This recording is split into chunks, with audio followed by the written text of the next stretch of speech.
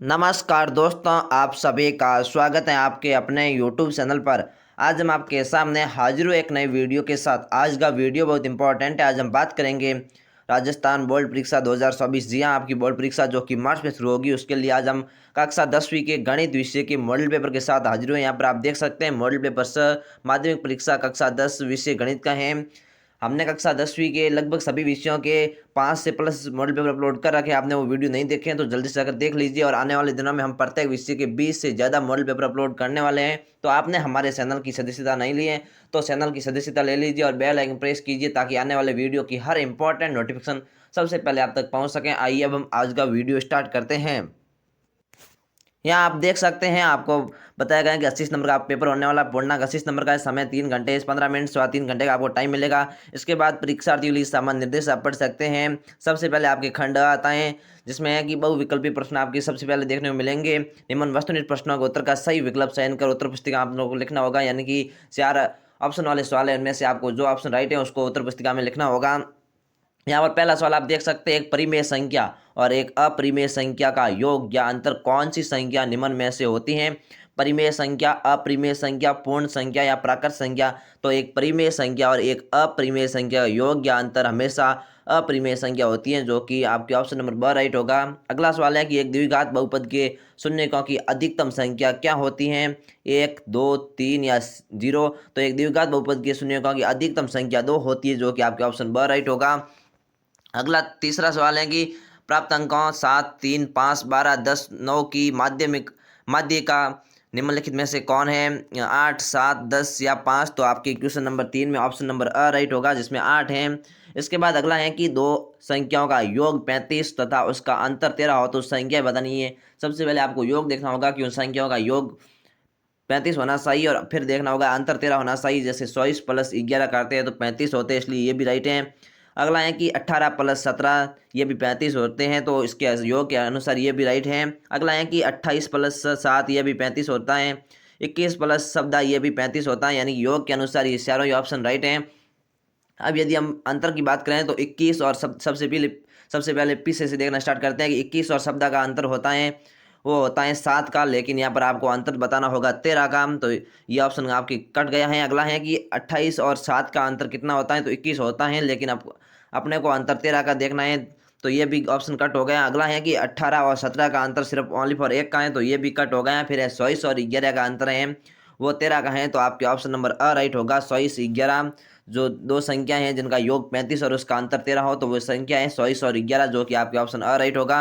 अगला सवाल है कि यदि ए एन बराबर 9 माइनस 5 एन एक समांतर श्रेणी का एनवा पद है तो सारा अंतर आपको बताना होगा। यहाँ पर आप 4 ऑप्शन देख सकते हैं।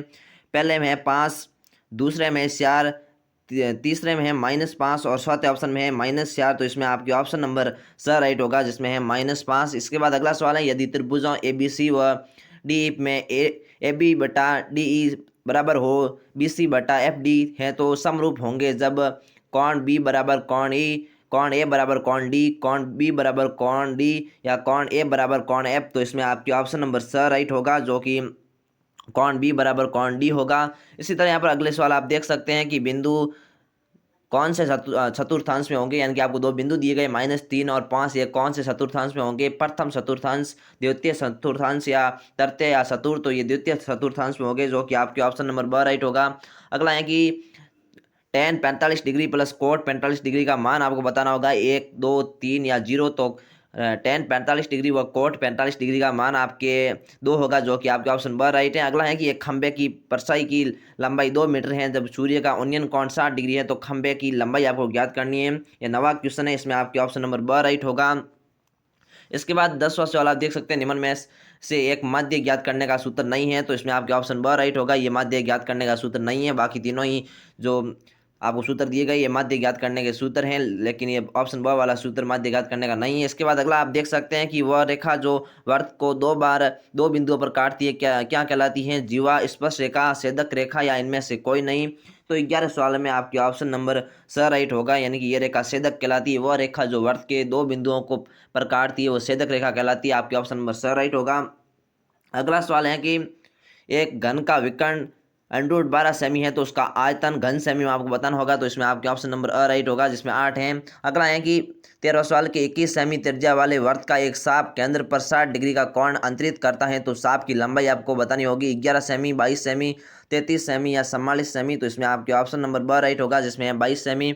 अगला है कि निम्नलिखित में से कौन सी संख्या किसी घटना की प्रायिकता नहीं हो सकती है, तो -1.5 जो किसी भी घटना की प्रायिकता नहीं हो सकती, आपके ऑप्शन ब राइट होगा। अगला है कि यदि एक समांतर श्रेणी के n पदों का योगफल 3n² + 5n है तो 167 इसका कौन सा पद होगा, तो 167 इसका 27वां पद होगा, जो कि आपके ऑप्शन नंबर स राइट है। इसके बाद यहाँ पर आपको सभी प्रश्नों के उत्तर के बारे में उत्तर तालिका दी गई है, लेकिन यहाँ पर आपको उत्तर नहीं बताए गए हैं, लेकिन आपको इस वीडियो के लास्ट में संपूर्ण वर्ल्ड पेपर के आंसर की बता दी जाएगी। ये छोटे सवाल थे, इसके आंसर मैंने यहाँ पर बता दिए। इसके बाद जो भी आगे बड़े सवाल आने वाले हैं उसके आंसर यहाँ नहीं बता पाऊंगा, क्योंकि फिर वीडियो बहुत लंबा हो जाएगा। तो उन सभी सवालों का आंसर आपको वीडियो के लास्ट में आंसर की मिल जाएंगे, तो आप वीडियो के लास्ट तक जरूर जुड़े और आंसर की को देखिए।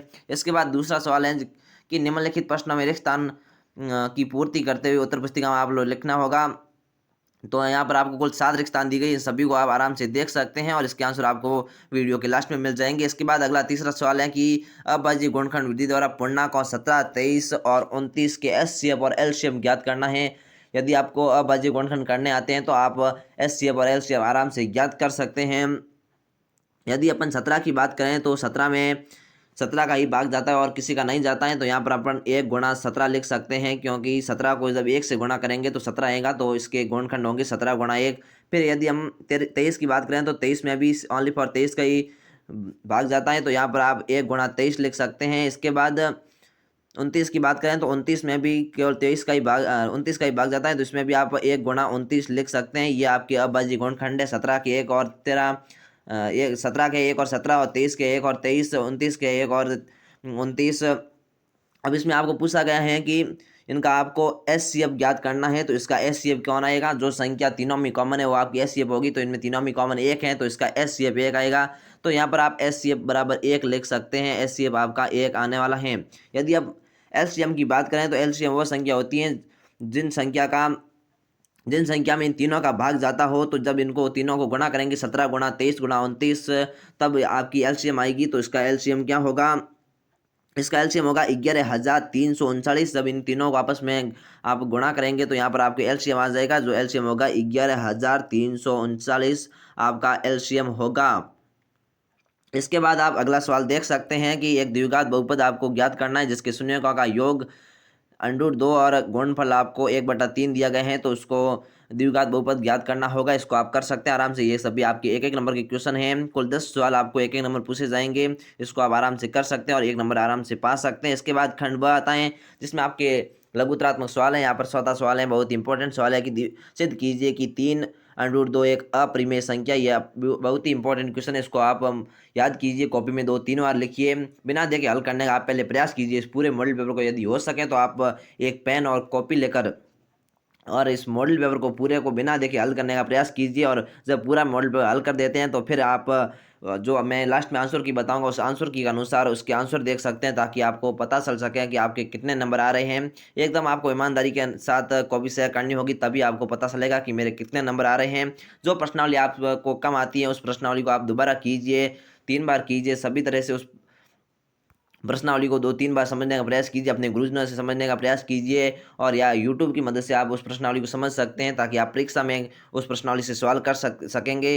यहाँ पर आप सभी सवाल आराम से देख सकते हैं। लास्ट आपके खंड द आता है, जो कि निम्नात्मक सवाल आपको इसमें देखने को मिलेंगे। कुल 3 सवाल होंगे, सभी अथवा वाले सवाल है। ये 66 नंबर के क्वेश्चन है और 3 सवाल हैं अथवा वाले सवाल है। 21वां सवाल है, ये भी बहुत ही इंपॉर्टेंट क्वेश्चन है, इसको भी आप याद कीजिए। दोनों ही बहुत इंपॉर्टेंट क्वेश्चन है जो कि अथवा वाला है। ये भी है कि एक पिता तथा उसके पुत्र की आयु का योग 45 वर्ष है। यदि 5 वर्ष पहले उसकी आयु का गुणनफल 124 था तो उसकी वर्तमान आयु ज्ञात करनी है। ये आपकी 4 नंबर का क्वेश्चन होने वाला है। इसके बाद लास्ट क्वेश्चन आप देख सकते हैं, जिसमें आपको सर्वसमीका का प्रयोग करते हुए सिद्ध करना है, जो आपको नीचे दिया गया है। तो ये भी बहुत इंपॉर्टेंट क्वेश्चन है। इसके बाद इस संपूर्ण मॉडल पेपर के आप आंसर की देख सकते हैं।